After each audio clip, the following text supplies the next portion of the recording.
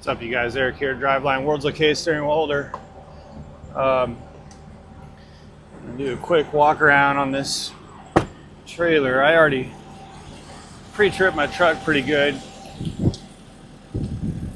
When I parked today, there's something I'm super annoyed about. I'll talk to you guys about that a little bit later.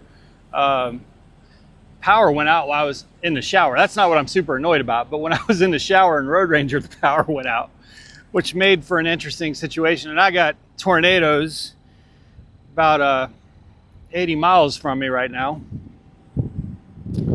So I'm gonna wait that out because this is only 30,000 pounds. And I just ain't really gonna charge head first into that when I don't have to. But I'll tell you what ended up happening with this load, with the load that I had, and then give you a little bit of some numbers here a little bit further on. And I'll film some of the storm when it comes through, because I'm just gonna sit here and enjoy some coffee until this thing passes. I got more time on this load than I've had on any load in recent memory. So that's what we're gonna get to in this video and more. Be right back.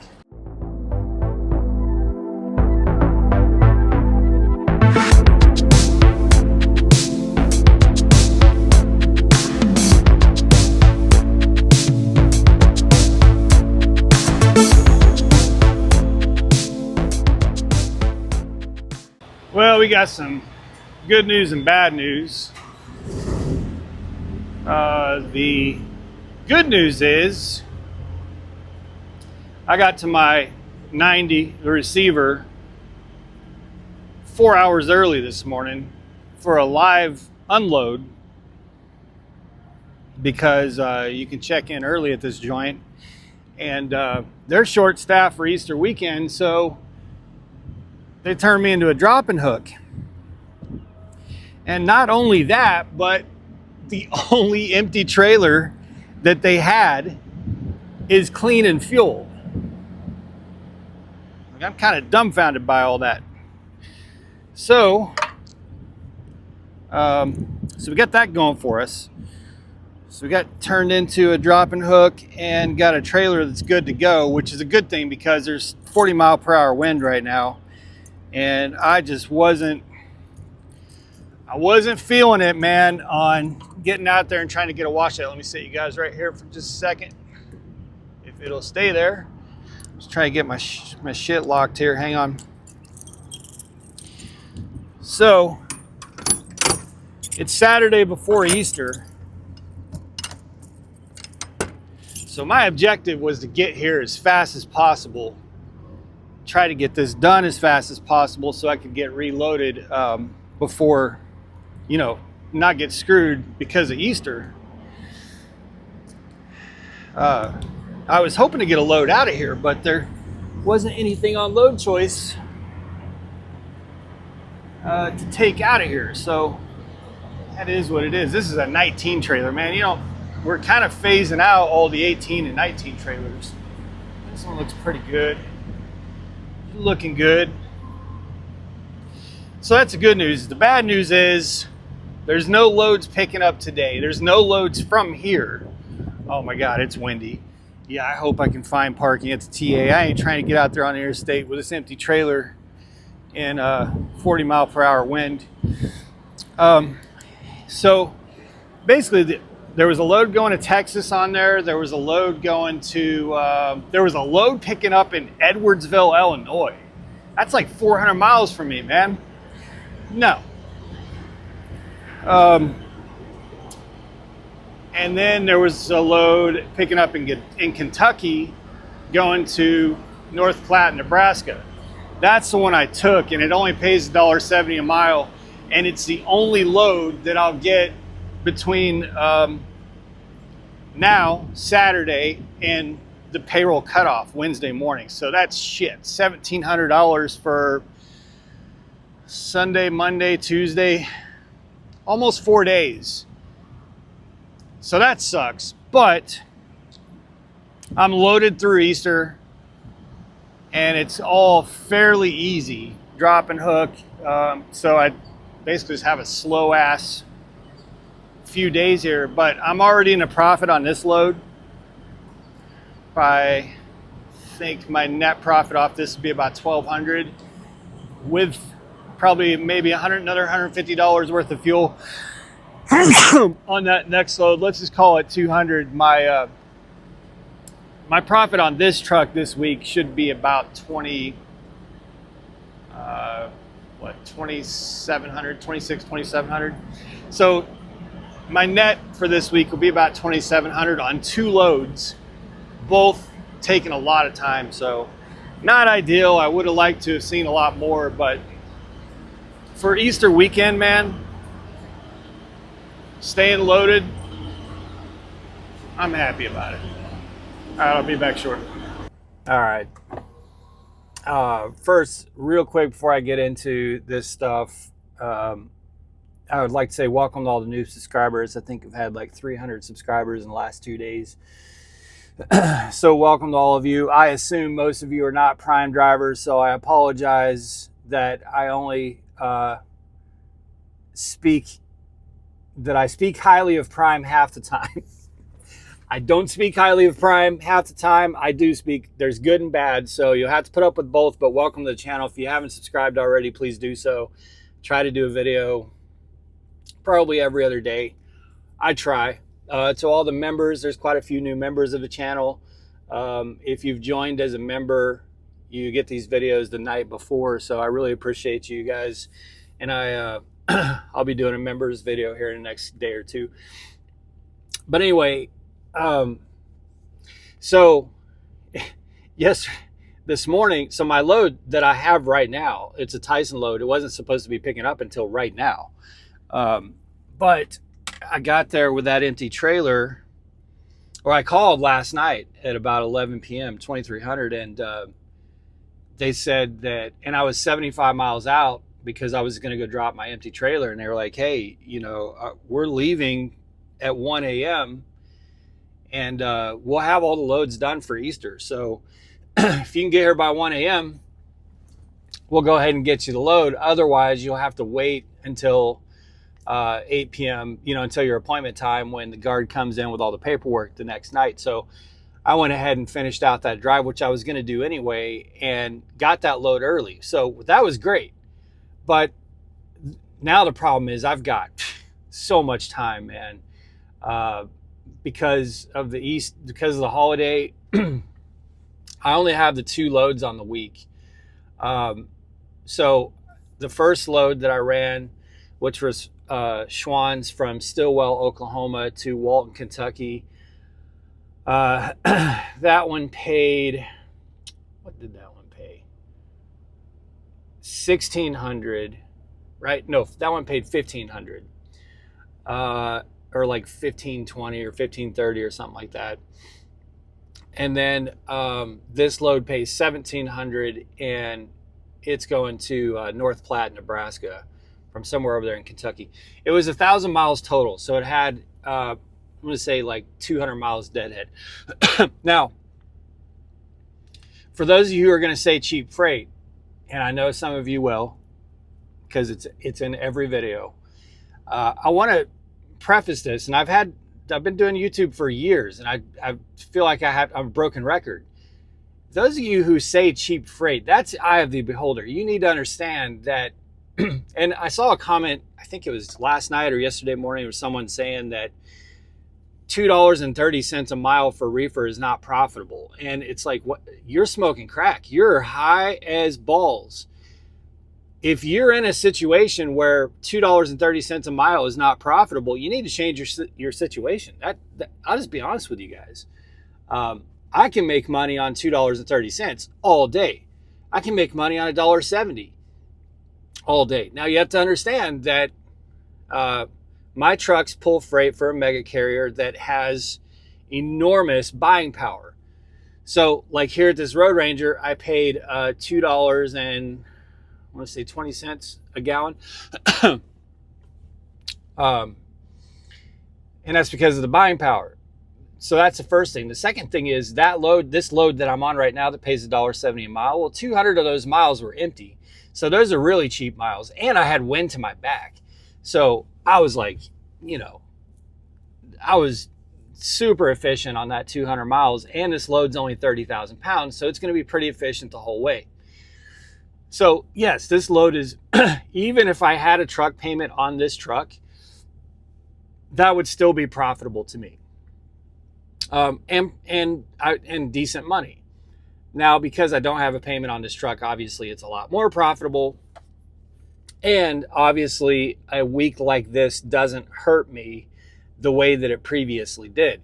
So between this load and the other load, I'm at 3,700 gross for the week, which is really low, but it's only 2 loads and it's Easter weekend. After my weekly fixed costs, which are about $150, my fixed costs have been about $250 until about a week and a half ago, 2 weeks ago, because Prime has us pay out our permits at $100 a week for the year. And those just got paid off like a week and a half, 2 weeks ago, something like that. So now I'm down to just insurance and a couple little odds and ends. And my insurance is under $100 a week now because I only claim this truck's value at $90,000. So I'm basically my net after fuel, and I shouldn't need to buy any more. Well, I'm gonna have to buy reefer fuel, and that's what annoys me about this load. I'll get to that in a second. But my net's probably I'm gonna say probably $2,600 for the week pre-tax net. It would be $2,700, but I'm kind of gonna lowball it a little bit, and the reason for that is this. When we make a decision on whether or not to run a load, we're making that decision based on the information that's provided to us. And what sucks is a lot of times the information is just not true. It's just not true. And there's no consequences to any other party in that contract. The only party that has consequences is the driver. Like, for example, a lot of times the weight is just a complete and absolute lie. In fact, a lot of customers will not include the pallet weight. A lot of customers won't include the pallet weight. So to them, 3,000 pounds is not a big deal. To us, 3,000 pounds is a really big deal. It can cause weight issues. It's obviously going to cost a little bit more in fuel. It's not really going to make that much of a difference in fuel, but it does. 3,000 pounds is 3,000 pounds. But there's just always, when there's something that you're trying to make an informed decision, and in refrigerated freight, and I'm sure this is the case in a lot of freight, but it's especially the case in refrigerated, you're just going to get abused, man. You're going to get abused and you're going to get lied to. And it's really, you kind of have to take everything that's presented to you with a grain of salt, because just nobody really feels that. They just think things are not important. And in this particular load, it was, when I saw the load proposal, it was 28 degrees fresh meat, which to me is generally a great setting, especially if the trailer's full. Because if the trailer's full, for the most part, once that gets to 28 degrees, as long as it's not 100 degrees outside, once it gets everything in the trailer right to that point, to the 28 degrees, it kind of holds that temperature really well. So the reefer is not going to kick on until a few degrees outside of that. It's going to give it a range, and your reefer it's just not going to run that much unless it's really hot. But it's been in the 70s, 60s at night, and 70s during the day. It's been cloudy. So to me, 28 degrees fresh meat is a great setting in this environment. It's not going to use a lot of fuel. And so that's a part of my decision-making process when I know that it's Easter and I've got way too much time on this load. So I'm going to have to babysit this load for 4 days. So that means I have to pay for the reefer fuel for 4 days. So that's a part of my decision-making process. Now, I'm not saying that this would have kept me from taking this load. I'm just using this as an example. So I get to the shipper and they put on the bills that they want it ran in continuous. And, I wasn't trying to be argumentative or anything. I'm like, but are you sure with that? Because my dispatch says 28 degrees in fresh meat, start, stop. Oh, yeah, we want it continuous. Okay. That's not a big deal. Well, again, I didn't argue it, but it is a big deal. It's a very big deal, because now I got to run it in fuel hog continuous for 4 days. It's a very big deal.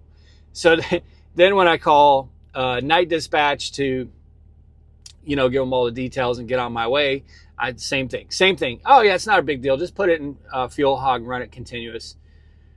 It is a big deal because I've had this load since 2 o'clock this morning, and it's already used a half tank. So it's a big deal. You know what I mean? Like it wouldn't have used even a quarter of a tank, not even a quarter at 28 degrees fresh meat, but it's used almost half a tank because it's just been churning all day on fuel hog continuous. And I have this load for 4 days, and it only has to go 800 miles loaded. And the Reefer fuel surcharge, there is a Reefer fuel surcharge, but it doesn't take into account the 4 days. All it takes into account, I don't know how they calculate that, and it doesn't change just because they change the temperature. The fuel surcharge as proposed is what the contract is, and there's just no consequences to anyone but me. So anyway, anybody's coming into refrigerated freight, I say it many times, you'd better be prepped to get abused, and you better be okay with it, because it's going to happen. So that really kind of annoys me, and it's basically probably going to end up taking an extra $100 or so out of my pocket. At the end of the day, it's a business expense, and it's going to come out of your taxable income, but I'd rather have that $100 in my pocket. You know what I mean? I'm just estimating. Could be more, could be less, but I'd say probably $100. So anyway, even on just these 2 loads in this really slow week with Easter, I'll still net 2,600. So I'm happy with that. It's optimal for a holiday weekend. Obviously, when I come out here and I run, I want to be more in the 4,000 a week, 3,500, 4,000 a week net. That would be ideal. Now, also keep in mind, I'm only taking this truck that I drive into account. I'm not talking fleet numbers. I don't get into fleet numbers because there's other people involved, drivers and such, and I just don't want to divulge in their business. So I only talk about this truck and how this truck performs. But I will say that my fleet is performing very well. I'll just put it that way. So that's kind of my situation. Man, this wind is just something else, dude. The wind this year, I swear, has been worse. Now, I've only been driving for 6 years, but my wife and I traveled and lived in a 36-foot Class A RV.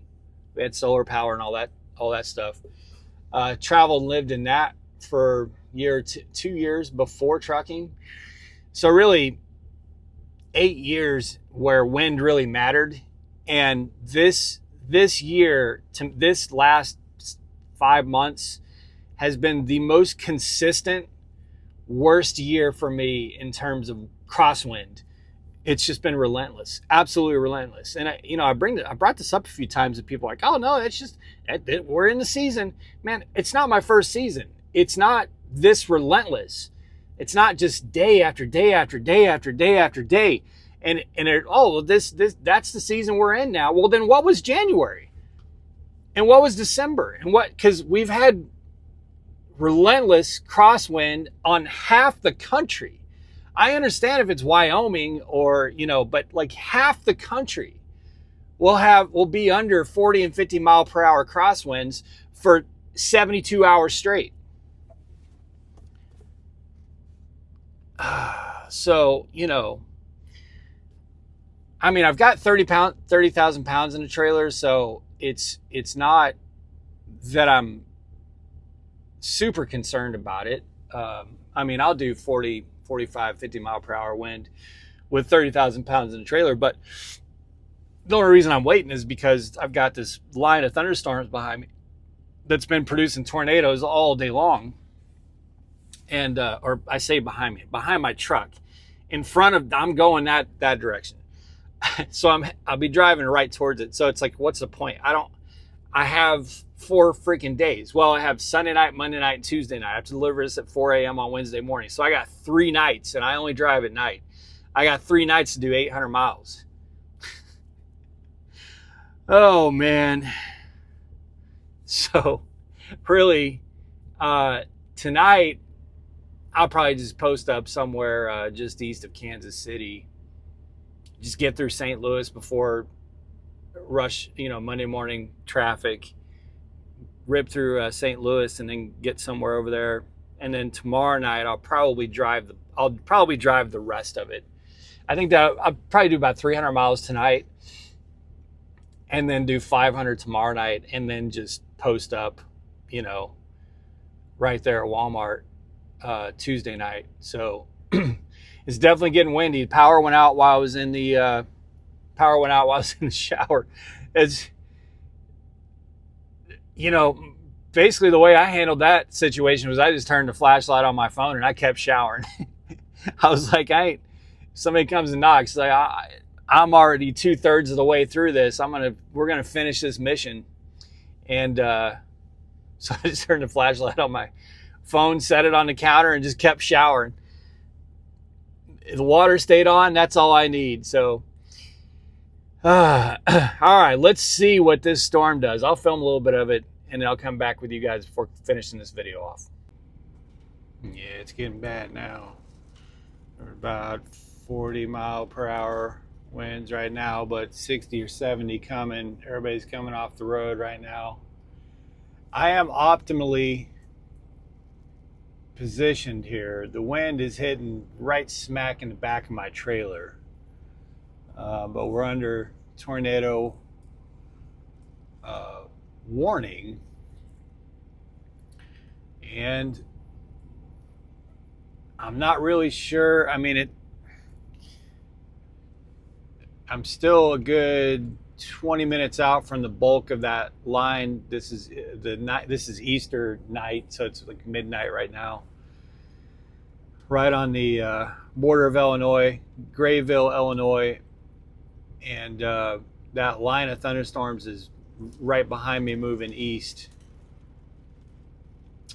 coming from my backside. So I'm just kind of watching the radar. There's not really anything I can do right now. There's not really anything any of us can do other than to sit parked. I'm just waiting for it to get worse before it gets better, and then I'm gonna head out behind the storm when it gets east of me, and because I'm going west. But it's coming down good right now. I know there's been a lot of tornadoes on this line today, so I'm just kind of in a holding pattern. But as long as there's no tornadoes that come down on top of me, I can deal with the wind and everything else that's coming with it. I'm optimally positioned. I did that intentionally this morning to where that wind is basically going to be hitting right smack in the back of the trailer. So we'll see if it gets worse. Well, I don't know, guys. The problem with it, I don't know, man. It was showing tornado warning. It's just all over the map. This is a problem with the weather this year. There's just like,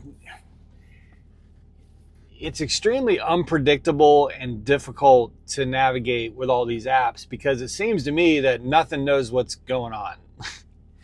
It used to be that, at least in previous years, you could open, like Windy or something like that, and it would be pretty doggone accurate. You know what I mean? That just ain't the case anymore, man, because an hour ago, it was showing thunderstorms ending at 1 a.m.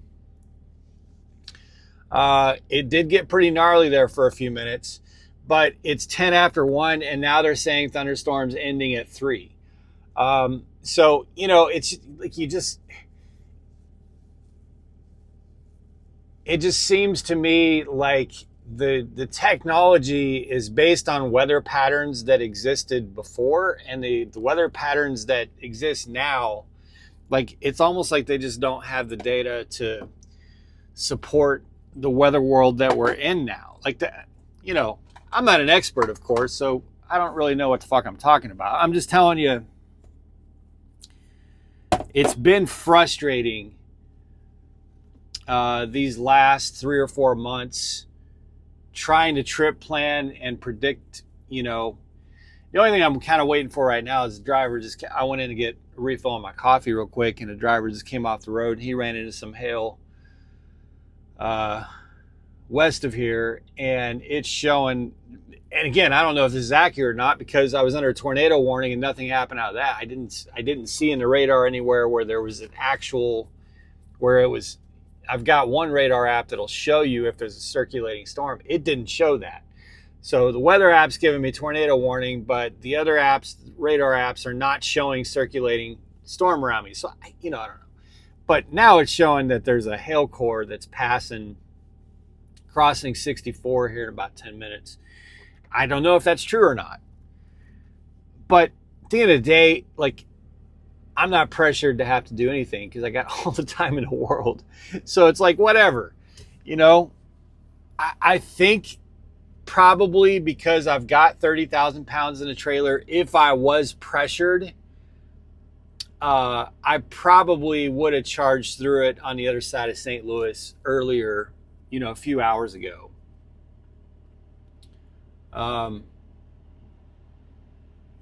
Because it was a very thin line, and while it did produce a lot of tornadoes, there was a lot more of that line that wasn't tornadic. And I probably just would. But again, the only reason I just sat is because I'm under no pressure whatsoever. None.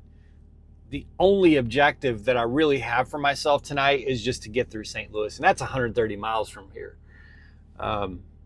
If I feel like, I probably drive about 300 miles tonight, or this morning now, but I don't even have to do that. I probably do 300 miles tonight and then 500 tomorrow night, 400 or 500, and just set up outside the receiver for Tuesday night. But I'd love to know your opinion. If you've gone this far, if you've made it this far, I'd love to know your thoughts. Are you seeing the same thing I'm seeing? Because I've always been, they're never 100% accurate, but I've always in the past been able to kind of plan for weather using all the technology we have, all the, forecast and radar and all that. And even the radar is changing like in real time.